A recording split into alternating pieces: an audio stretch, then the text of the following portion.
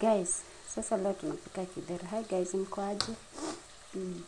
Sasa hii ninajaribu kuandaa kidheri. Hii ni mbosho, hii ni mahindi. Naona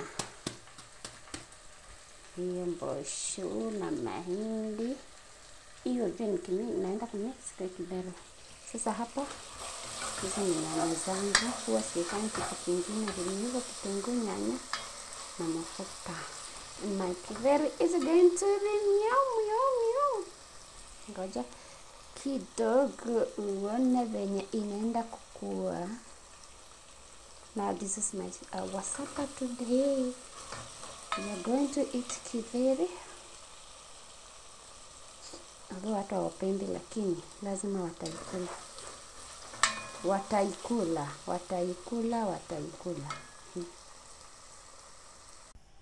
Sasa hivyo ndio inakaa. Kuna venye inakaa vizuri. Hii za defrost.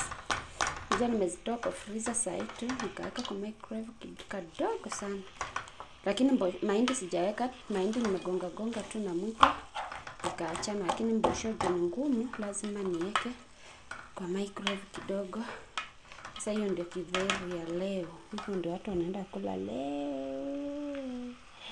Hivyo ndio watu wanaenda kula. Aki watu hawapendi kidheri kwa hii nyumba, acha nikwambie. Hey. Watu wakiona kidheri wanasikianga kula, afadhali mtu alale njaa. Lakini anashinda otherwise, lazima tu akule. Niwaambie. Ndio. Sasa acha iwe. Bye people. Tutaenjoy pamoja. Please come and enjoy together with us. Don't go far. Wait for our supper.